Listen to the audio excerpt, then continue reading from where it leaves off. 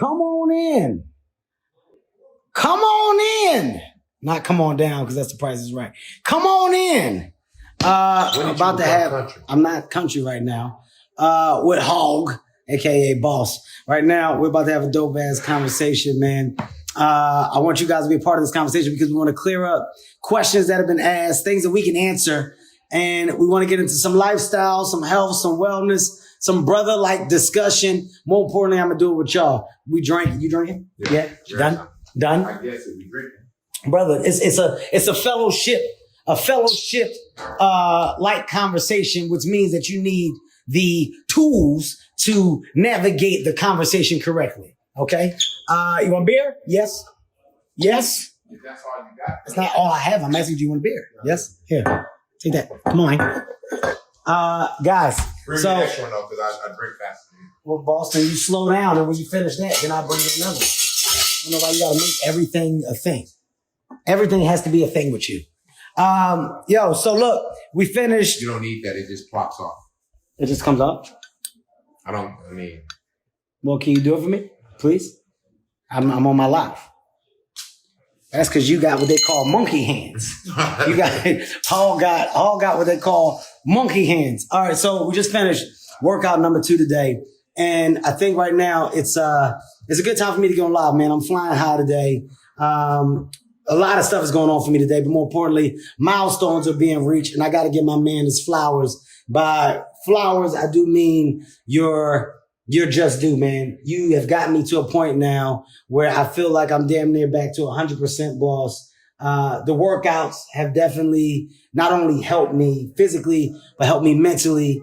And when I say that, I think I'm back, and I think I'm going to be able to get past where I once was. But I'm going to credit my trainer. I'm going to credit my brother for issuing programs that made sense for me at the time. So I want to tell the people something really fast. So thank you so much for that. But I'm going to tell y'all how persistent Kev was after his accident. Mm-hmm. Kev came in the gym it was about a month after your surgery. And Kev would walk in the gym and he would hit you with one of these. When I thought I was ready. He was like, I think I'm back full time. I think I'm ready to go. I said, brother, you can't move. You can't. He couldn't even move. His body. It was the mind. No. You know what it was? It was when you want to be further than what you are. Right. So for me, when I was cleared to go back, start working out again, I called boss instantly. Hall, hey man, they said I can go. Get your ass over here, man. We got to start working out. I'm ready to go 2 days. We got to get after it. So can I say something real quick? One of the best compliments you've ever given me, which is really interesting, was I was on the plane headed to work while you were in the hospital, and the doctor came in and said one of the things that saved your life was your core, having a strong core. Yeah.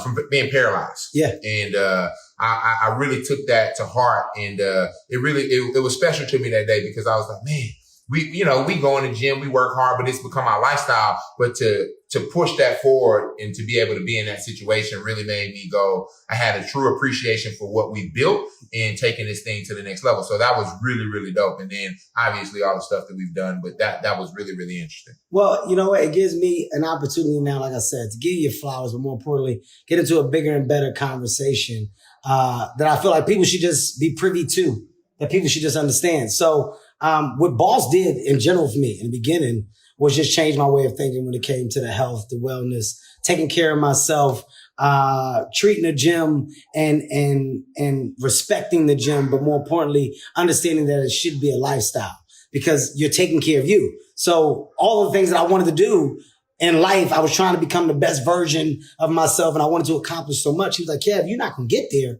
if you're not healthy when you get there. So ultimately, you got to really start to put the work in, man. The work that we started to put in together at the gym transpired. It basically went over into life as well. Sure. Everything else started to follow suit, man. And this brotherhood has been... And not to stroke it, because I don't like bigging him up because he's already small and he's... But there's no reason... But no. Giving each other's flowers. Yeah. This is a flower-giving moment. You're right. One of the things that was different, right? I've trained a lot of people, but what I appreciated was you showed up every day. Mm-hmm. You showed up every day. You were consistent. We talked about our goals 6 years ago, almost 7 years ago now. And you showed up 7 years ago now, and you showed up every single day. You were committed even when we were retired. We've run across the country, bro. We've inspired. You've taken your platform to inspire so many other people, and I want to take myself out of it because you didn't have to do that because there's so many people in your position that, didn't do it and don't want to do it. And so commendable to you that you said, you know what, I'm going to take this step to motivate the people and inspire. But we ain't got to, look, that's good though. I want to get that out. Now I want to get into what I've been questioned about the most. All right. So many people watched the doc. So many people saw the doc and they saw the moment between you and I when we got into on the plane. I told a story about it on the Confessions from the Heart. That raised more questions where everybody was like, yo, is it true? Kev, what the fuck? What was going to happen? What was what? What was this? What was that? Hall, can you let these people know? First of all, what was it? What was it about? What was the argument about? I think from my recollection, the argument was about, it was not about, so to understand, like after we got off, I misunderstood what Kev was saying, but the way it came off was the way of it as if that, can I survive without him? But that was never the idea. We were talking about finances and money in the current state where we were, and what will be our next steps? What will be happening if we weren't in our current positions or titles or things that we were doing? And things got out of context on both sides, and we kind of just two alpha males. The Eagles got the flare. One person said what? I said what? And we just no, it was a what? What? Okay, what do you want to do? And at the point, let me tell you the point though when I knew it was real. Okay. When Hall got up and first of all, Boss is from Texas. He's from Houston, Texas. Let me tell you something about people from the country. All right. Anybody from the country, they got a couple different words that let you know that they ready to get after it. Boss stood up and Boss said, I'm sick of this shit. Hey, when he said, Boss said, I'm sick of this shit. I'm about to kick his ass. Hey, when I tell you my eyes, I don't care what I was thinking. Every thought, everything instantly became so clear. I said, if this man grabbed me on this plane, it is good night, Irene. No, we definitely went too far that night. The thing, obviously, we both blew up. We talked the next day. We talked that night, which was really, really cool. But I think I forgot that I hurt Joey's knee. I threw Joey. You popped Joey. So tell me, so Joey was trying to break it up. So Joey tried to break it up. Him, Naeem, they grabbed me. Joey, Naeem, Jeff, and Harry. And apparently Joey fell down and hurt his knee. And so I felt so bad. You blew Joey's meniscus. I take full responsibility for blowing Joey's meniscus. You ruptured Joey's meniscus. And Joey wasn't able to walk when he got off the plane. No, that was my bad. Hey, but it took four of them. It took four of them to hold Balls. And I told y'all when they grabbed him, that's when I saw my best opportunity to get my little hit in. But what I left out though, and I can't leave out, Boss smacked me. Boss has smacked me. He said he tricked me. He hit me with the trick smack. He made it look like he was pointing to me like, hey, I'm gonna tell you, like you know the ones that you can hear that make your lips shake. It was a smack. It was a firm smack. I couldn't believe when I think back about it now, I don't even know why I was so mad or why it just went from 0 to 100 so fast, and it was like to get off the plane and immediately I was still angry, and then once we talked. And Nico was the voice of like, yo, you both of you guys gotta chill, right? And that was his, Nico, calmed us down immediately. Wife. She calmed us down immediately, and but I'm glad. Yeah, I'm glad. I'm not mad that it happened. See, and this is where the lesson in it all comes from, man. It's like when you have those moments in friendship, those are the moments that make you closer. Because when you're able to get through that, when you're able to get over that instantly, it shows that your brotherhood, that your bond is bigger than the altercation. So for us, that's what I think was the most valuable thing to come out of that. I grew from it instantly. A lot. Just not only how we interact, but how I interact with other people too, right? Because you got to be slow to react. And so it made me go, hold up, you can't do that. You can't respond in that way. And I haven't done that, but when you do it with someone you love, now everybody else around you, you're more conscious to say, you know what, I'm gonna chill. I'm gonna be slow to all of this. So, that was it's a good learning lesson in turn. Here's a question, Hall, right? So look, y'all know we've been home. Not only have we been home, but people have truly just been, a little bummed about just being confined, about being down. And I took the approach and the mindset of saying, you know what I'm gonna do? I'm gonna come out of the quarantine better than what I was when I went in. I'm not gonna allow this to say, okay, you know what? This is a reason for me to go get lazy and get comfortable and then get back to work when this is all done. Yeah. My mind and I guess you could say my attitude has just been really centered around my day-to-day, me becoming the best me. For you, Hall, what has kept you going from your health and physical perspective during the quarantine? So me and Dom, we went down in my office and we wrote on a board our schedule, our daily schedule. I remember we were waking up the first week. Me and Kev were waking up at like 9:30, 10 because we normally wake up 4:35.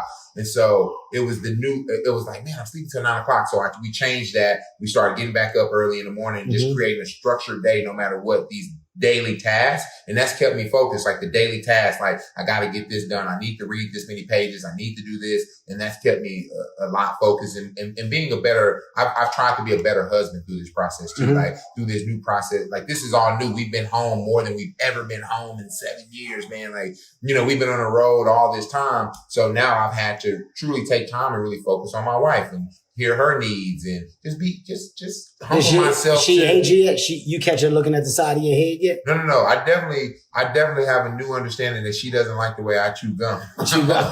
She said, "You over there chewing that gum like a darn goat." I said, "I'm sorry. I was chewing the gum. I wasn't." I'm definitely annoyed Nico. Nico is on 10 right now. Nico is on 10. There's nothing that I can do to argue or debate.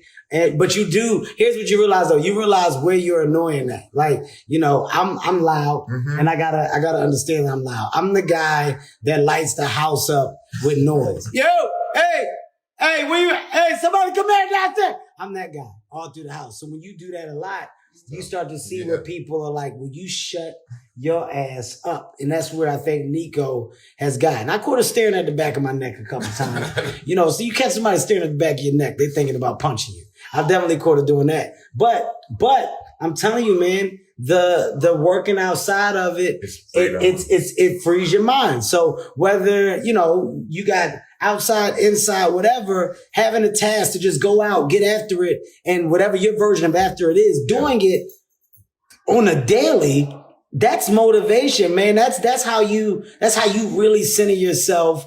That's how you center yourself, and that's how you start to really understand yourself. And that's what I'm doing more of. So to everybody that's in here now, I know we got lots of people in a live, man, truly understand yourself. And here's what I mean by understanding yourself. That means get to know you. Yeah. Nobody knows you like you know you. This is my brother here, and we together goddamn every day. But I'm still me and he's still him. And we can push each other all we want. But if you don't believe that you can reach the limits, then that means there is no point in you trying to get there. You got to find that self-belief. And I think to your point, I don't mean to cut you off. Sorry about this. Sorry about that. But I think also if you are struggling with motivation, one of the things is to be very important of the people you have around you. The 5 closest people to you affect who you are. So if you're struggling for motivation and you have very unmotivated people around you, you probably should change your core group of people that you're hanging around. I think those are some of the things that have changed my mindset, like who you are around, who you become. You feel what I'm saying? It's true. I mean, look, it's a saying, and some people take it serious, some people don't, but winners win, losers lose. And that's not to say that people are losers. That's not what I mean. I mean, people that want are the ones that end up winning. People that are complacent and content and don't want are ones that end up not having or not doing. And sometimes if you do want, the conversation of wanting is just what you need to be around. It's not like you need to be given anything. You just want information. And information is what's key. Information is the brink to all, man, because the more that we share it, the more that we express it, the more that we give it, the more that you find that you motivate and inspire others and find that same motivation and inspiration. So I feel like that brings you to the point of your book, right? And why you wrote the book, you wrote The Decision, because it's about, you started to understand. I remember when we first started running, right? You're a comedian. You're which we didn't like at first. We didn't like. Make sure people understand that. Like, we started this running thing. We started running a mile, and it was like, oh my God, I'll never do this. And then we started running 3-4 miles a day. Now, the most I've ever gotten up to the 16. Commend you for running the marathons.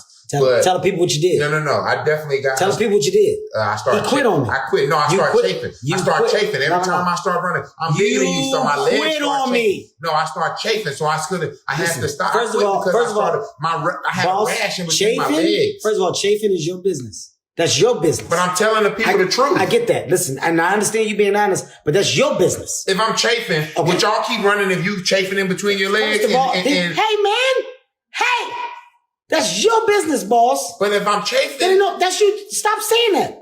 That's your business. You take that home and lay with that at night. But the bottom line, the people need to know this: me and my friend, my trainer, who's become my brother, we said that we were going to do a marathon. Did we not? No.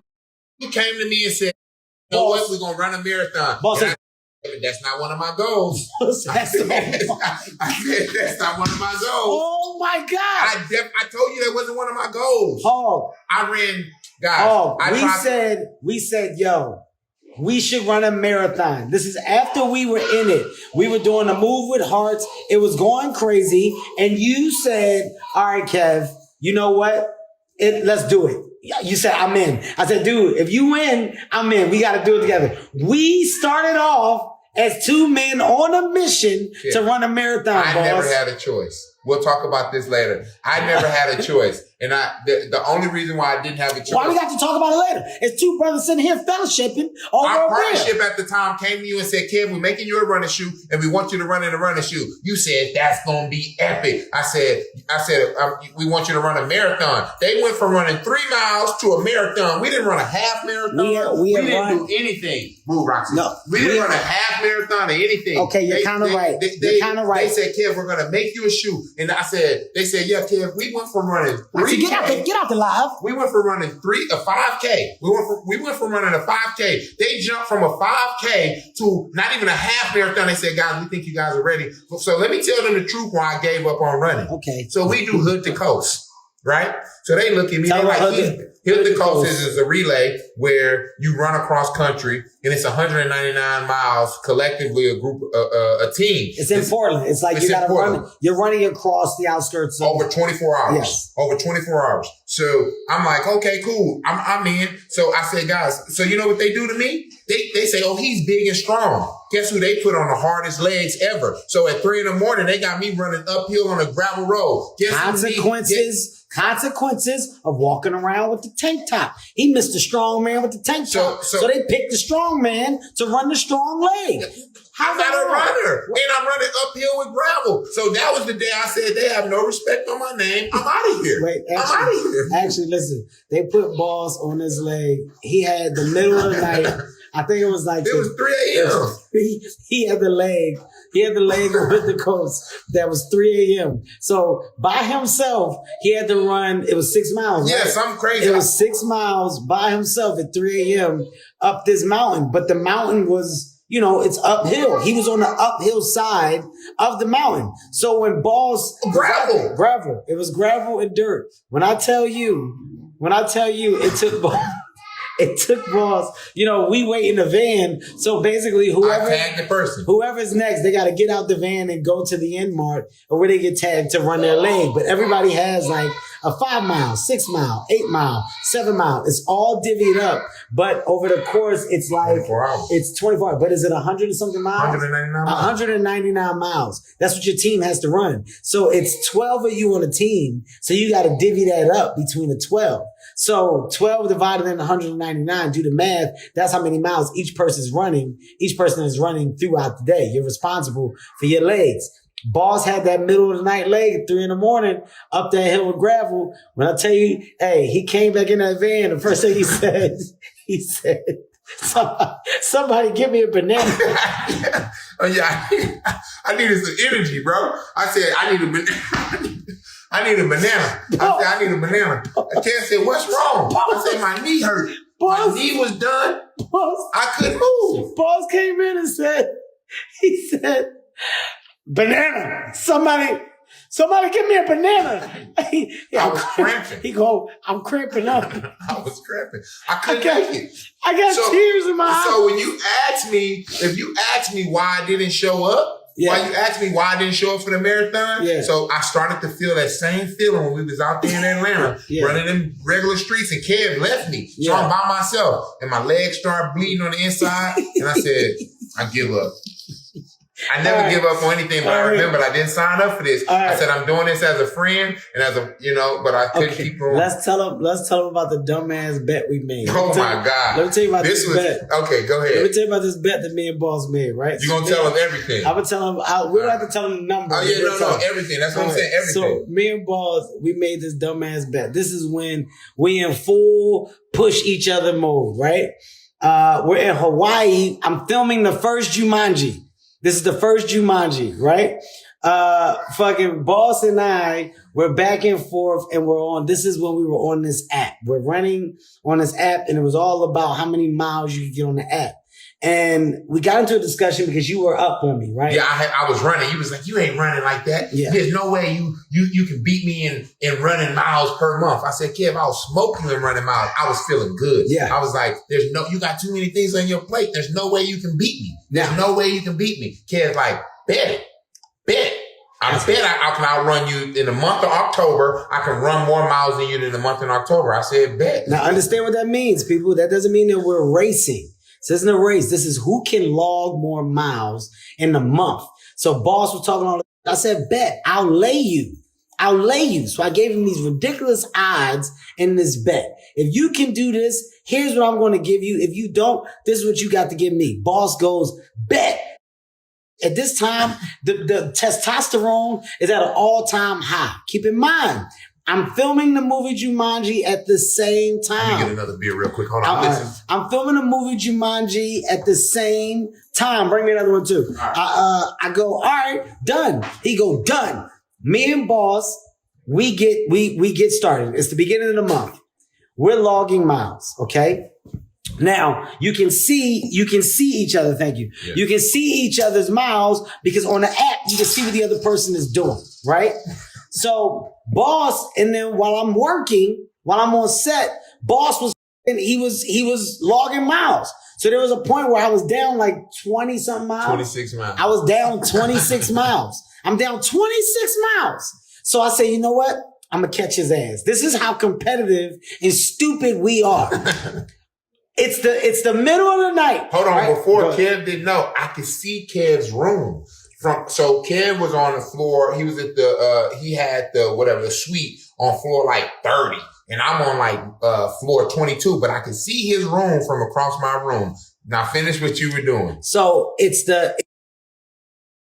right? And I go, all right, you know what I'm going to do?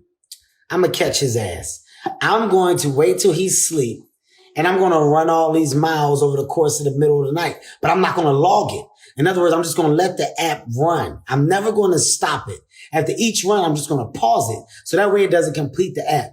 So over the course of this night, I would run 7 miles, then I would go, and then I would sit in the bathtub and like ice my legs. I would put cold water in the tub, ice my legs. You had the bellman bringing you ice all night long. I had the bellman bringing me ice. I would go, after that, I would rest for like 2 hours, ice my legs. I would go down, do another 7 to 8 miles. After I got done, I would come back upstairs. It was taking me like an hour and a half to do each one, and then I would like nap and then ice my legs. I did about 27 miles overnight, and I waited until I saw him in the morning, and I completed my run. So Boss, he sees it. Wayne. No, so Wayne was in on his bed too. Wayne was pissed off, so they both come storming in our gym early in the morning. Keep in mind, I'm still going to work. This is how fucking nuts we are. I'm still going to work. Boss is like, show me the app. Show me that. You cheated. You manipulated the app. Ain't no way. So now he's 3 miles behind me. And I'm like, oh, this just got real. He's 3 miles behind me. So Boss and Wayne check the app. I tell him what I did, right? Now I'm feeling myself. I don't care what the master plan. I told you, ain't no way. I'm like, I told you. Ain't no way I'm gonna let neither one of y'all beat me. I told you that. Now y'all thought it was over. It's close now. Buckle up. It's about to get real. So Boss taps into his version of stupid mode. Boss and I, for this whole month, I didn't sleep. Boss, listen, we did not sleep. We didn't. So Kev, hold on, you're leaving off a piece. Go ahead. So Kev tells me, no. Every day you have to come to set. You can't stay at the hotel and just book hours. You can't cheat. You can't cheat. So I have to come to set. I have to get up. I have to wake up when he wakes up, be on set, be there all day. Yes, so that was a part of the bet. We left that out. I was like, you can't do anything while I'm at work. You got to be at work with me at least. Like you can't be sleep all day and I'm running all night and wake up. I said, that's not fair. That's a disadvantage. So you got to be on schedule with me and I go. To do his hours. You got to do my hours. So the same thing I told Kev, I said, you don't have enough time in the day to do this bet. So while Kev was at work, guess what I was doing? In them Hawaii streets, and we were in the middle of nowhere. I was running. Boss was running. So I'm on set. Action. I'm over here doing, you can't do nothing with a backpack. I'm out. Boss is running through volcano mountains in Hawaii, right? But here's where the bet get funny. We can't give each other signs that we're doing anything. Yeah, so he come back. He acted like everything okay. I'm like, where's you at? He's like, chilling. Wow, what's up? I'm like, you sore? You break it down? Yeah. He's like, I'm good. Yeah. I'm gonna finish this run without even doing it. At this point, my Achilles is bothering me. Okay.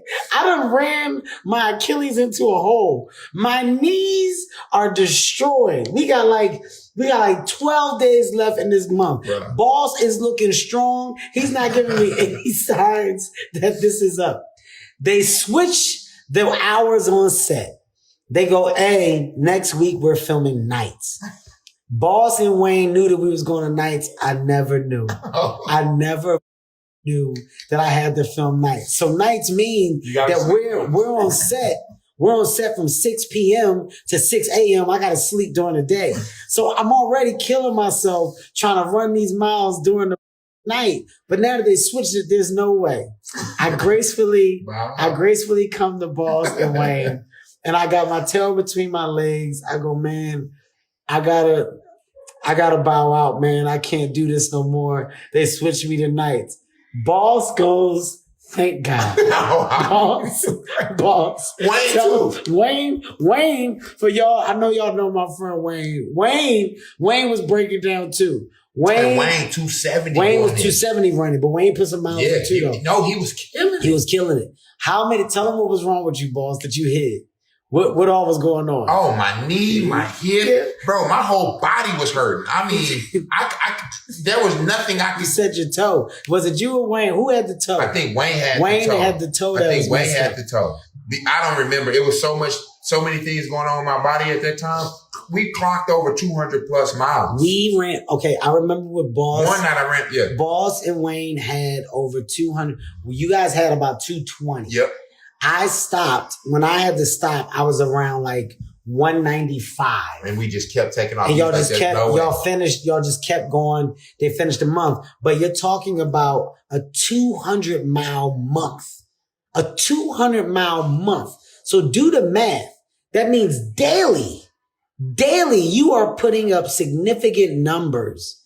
Daily. And I think that was when we were definitely as ripped as we were. No. We were in shape then. But that's just to show you the craziness of the goddamn. Yeah, look, Spank is in here. Spank said Balls had the sore on his thigh. Oh, I did. Yeah. That's why I said I was a chafing. I was messed up. I was rolling.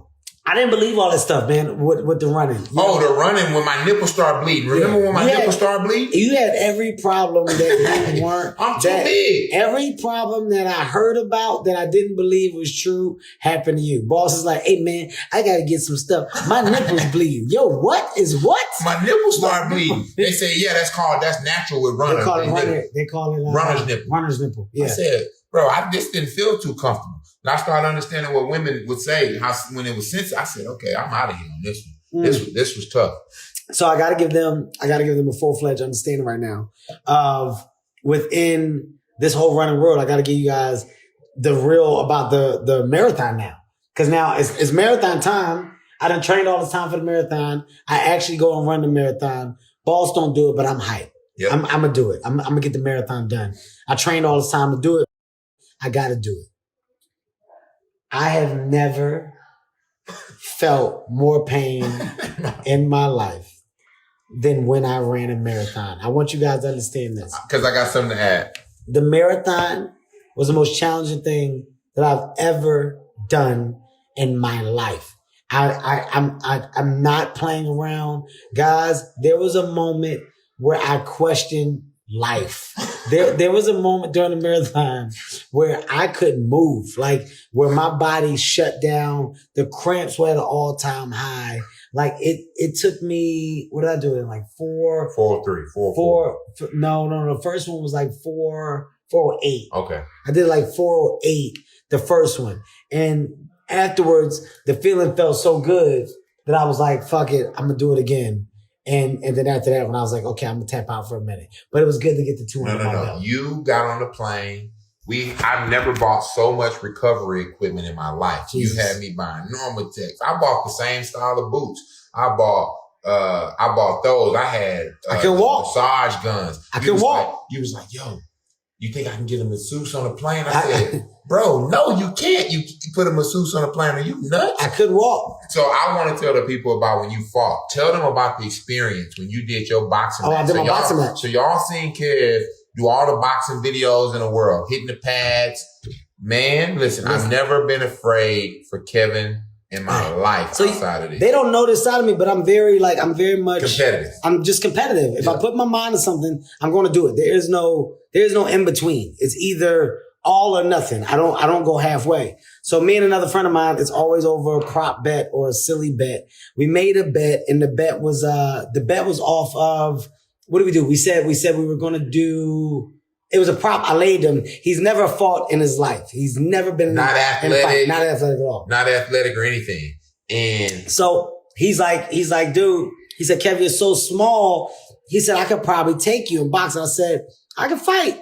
I said, that's a bad bet for you because I can fight. I said, I'll tell you what, you get 8 months to train and we'll make a prop bet and we'll do a boxing match and we'll go 3 rounds sparring, but it'll be with the gear and we'll like get some judges to do it.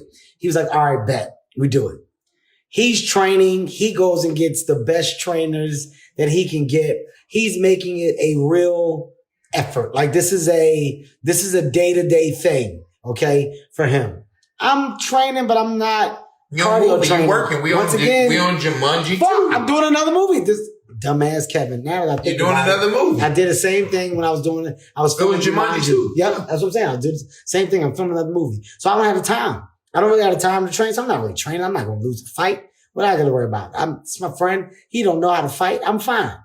Man, we go and it's time for this boxing match. Okay. Keep in mind, I've been doing mitts. I've been doing pad work. We ain't really been doing cardio. We have not been doing cardio. If you do not understand boxing, it is all cardio. It is endurance. It is heart, lungs. It is cardio. Those men are in the best shape in the world. There's nobody in better shape than a boxer. Me and Boss, before this boxing match, we were actually training with the guy, and I said, I should spar a couple times before we go. We should spar a little bit. We had some people in Atlanta we were sparring with. Let me tell you something. First time sparring, I got hit in the face. They don't prepare you for this, okay? Nobody prepares you for that first punch to the face. Pat! I get hit in the face. When I get hit in the face, everything turned black. This first sparring experience was not what it was supposed to be. Boss is always with me. This is my trainer. He's always there with me. Kev, I'm going to do it too, man. So my first sparring shit just wasn't what it was. I wasn't that comfortable. I was like, I got to get better. Boss like, I'm going to do it too. Boss's first sparring experience. Boss gets one good time. Boss go, Boss go, I'm not doing this. No, okay? So here's what happened. The heavyweight I did good with. Yeah. He didn't, he was good. It was when I, your size. Yeah, the little guy, he lit you up. He was fast and threw some stuff. I said, now we gotta go street fight. Yeah. Now we got a street. He showed us that we couldn't move. No. We weren't where we thought we were. But then I kept doing it, so I started to get better. Naturally, the more and more you do it, you start to get better. Kev got great. So now my confidence is on an all-time high, right? Now, the guy that I was going to fight, he was like 185. I'm solid 150, but I'm fine. I'm not worried about it at all. Man, we get in this ring. This man's game plan was not to fight me. It was to wear me out. It was to tire me out. Every punch I threw, he grabbed me. He grabbed me, held me, laid all on me. When I tell you I had no legs after the second round, well, mid-second round to the end, I couldn't throw a punch. I couldn't move. I couldn't do nothing. We had to carry Kev to the car and he had no energy. I think that and the marathon go hand in hand. What to say? Of fatigue, and you were done. That's the most tired I've ever been. Yeah, it went hand in hand. And afterwards, that's when I acknowledged all boxers, and I was like, it's the highest level of fitness. So to all you boxers out there, I commend you, but don't come over here trying to fight nobody, because the boxing trainer comes back and was like, no, you did good. We're gonna get you back in there. I said, it's over. It's over. We did it. It's no more. Yeah, we did it. We too old to be getting hit in the head. We did it. Yeah, I did it. But to let y'all know, I'm pretty good. No, you can throw those. I'm pretty hands. good. I got some hands, but I got no win. No. I got no win. You can throw hands. I'm not gonna ever say that. If it's a street fight, if you get past my first 25 seconds, hey, and you ain't in that shape, I don't know, man. I don't know.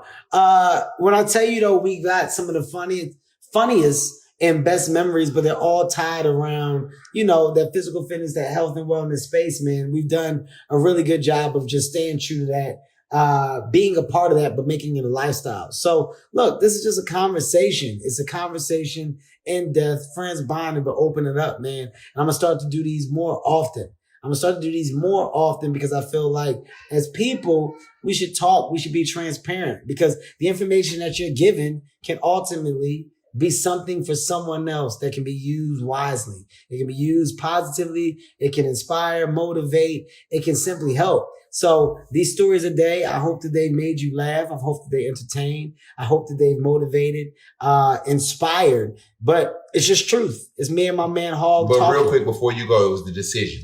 You were talking about motivation. Oh, yes, and your yes. mindset, I should tie that back in. And just tie the decision back in for a second, because you were the comedian rock star, right? Mm-hmm. And I just, because I saw your mind change, go from the guy that was, you're super, super funny, you're taking off in this career, but then what clicked for you when you took on a responsibility to share your internal motivation to tell people? Because funny is all cool, but then you say, you know what, I'm going to give people this dose of what we just talked about, that competitive edge, not to destroy, but to push people forward. And I think the decision is that mental fitness that we've been talking about for so long. Well, honestly, I mean, look, it's a decision to improve.